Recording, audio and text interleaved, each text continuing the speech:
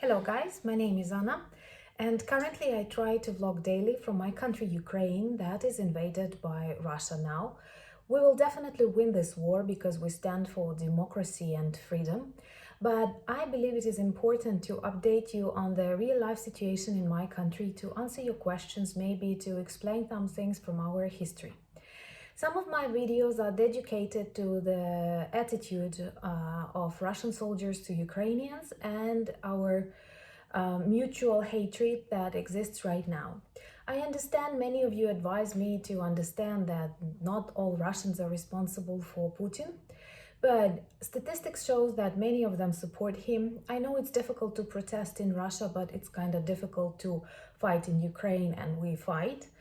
And also, in my normal life, I am a tolerant and understandable person. But today, when they kill children on our territory, they kill pregnant women, they rape, they destroy, and it's not Putin in the tanks and the planes, you have to understand it's quite difficult to be tolerant. After we win, after we receive our reparations, we restore our country and its territory, then we can start discussing and understanding Russians, some of them, of course, not all of them. But very often you also ask me, how do we see this final victory? And to tell you the truth, the majority of Ukrainians understand that our true victory is definitely connected with the collapse of Putin's regime. Because this totalitarian state that he rules for 22 years will never let countries like Ukraine, Georgia, Moldova, Baltic countries, Poland live normal because of his crazy idea to recreate USSR, or he calls it Russian world. And somehow one thing that I don't understand in this European rhetoric sometimes is that from one point of view, all politicians ask us not to equate Russians to Putin and to understand that very often Russians are not responsible for his crimes. But at the same time, I don't know why they cannot imagine Russia without Putin, and very often they inspire us to negotiate. If you really believe that Putin does not equate Russia, then perhaps it is high time to plan any, operations or political actions to somehow take him out of Russian presidency, because now he's a war criminal and the majority of countries, 141 in United Nations, for example, understand that. There are lots of countries that trials Russia in Hague, and we believe that these cases will be won because there are lots of examples of their military crimes on the territory of Ukraine. So why can't we imagine Russia without Putin? By the way, some democratic Russians who comment on Ukrainian videos, they say that our war will help them become free. I cannot tell you that all Ukrainians like this idea, because we are a much smaller country that has to fight for its territory and also to fight for the freedom of Russia. And perhaps this is too much for us, and if they start something inside of their country, that would be easier for us. But anyway, many of them see the fall of Putin's regime as the chance to change something for the better in their country. So today I have decided to dedicate this vlog to the idea of the alternative Russia that can exist after Putin falls. Well, honestly, I understand that the idea that Ukraine is a part of this Russian world is not authored by Putin, and many Russian oppositioners like Navalny support annexation of Crimea, and they feel that Ukraine has to be on the orbit of that Russian world, something that we see totally differently, and we actually fight for that.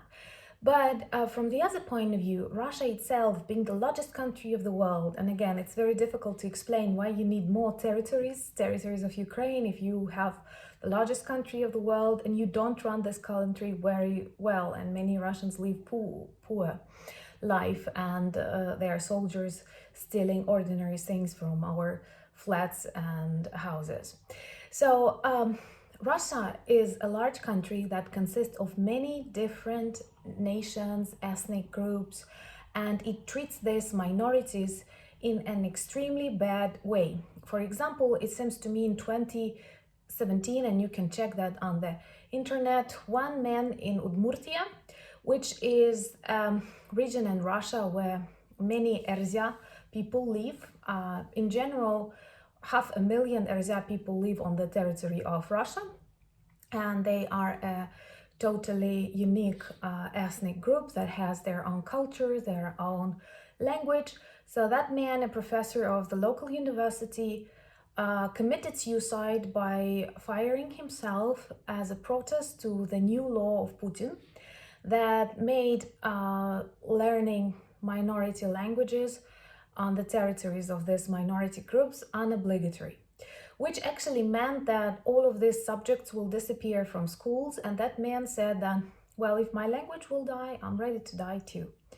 But it was all pretty covered up in Russia media, and these people, they fight for their freedom, they fight for their language, and it is a very difficult process in a totalitarian state like Russia.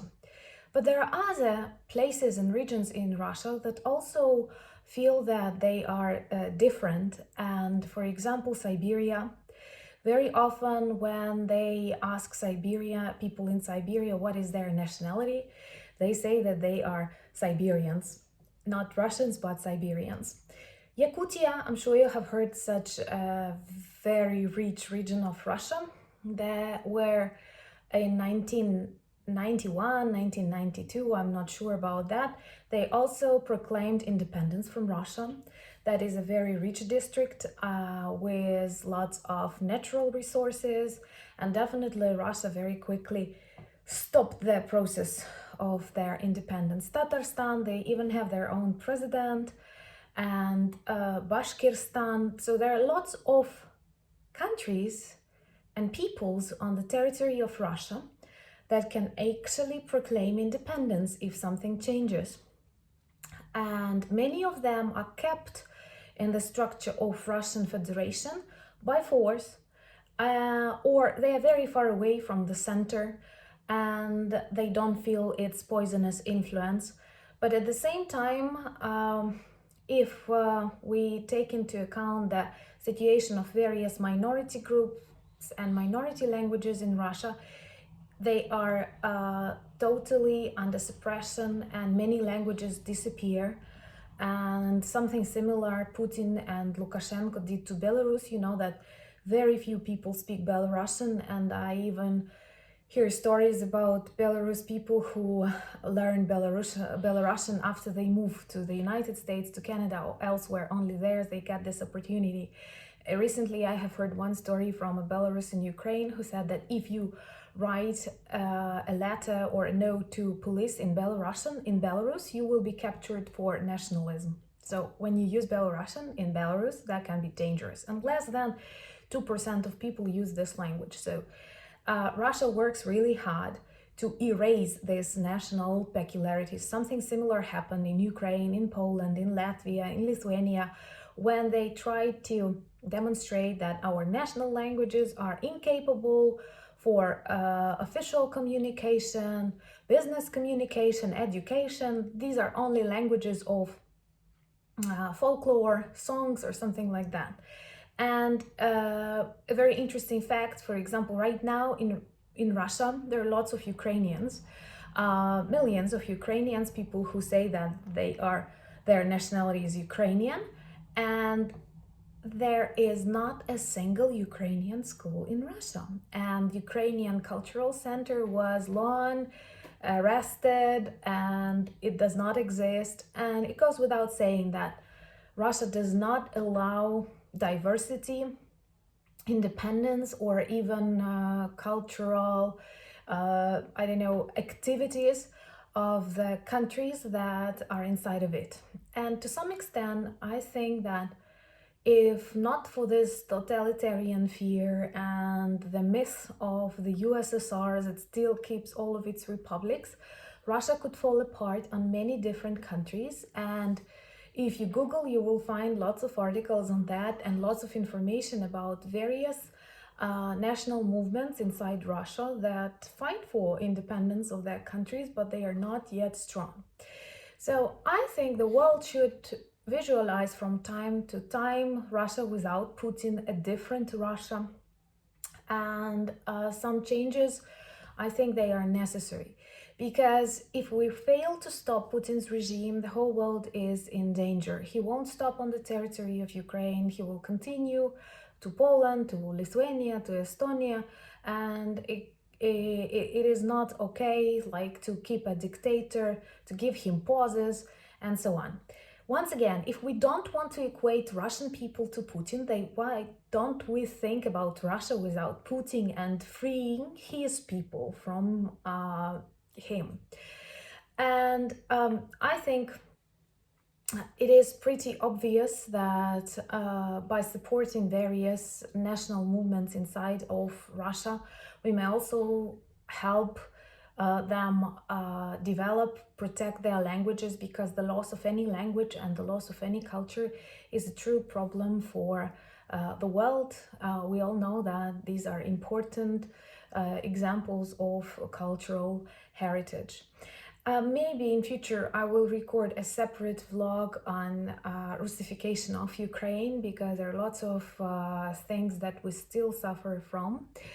And thank you very much for your questions. Also, I'm happy to announce that I have 1,000 of subscribers, something I did not expect when I have started this vlog less than a month ago.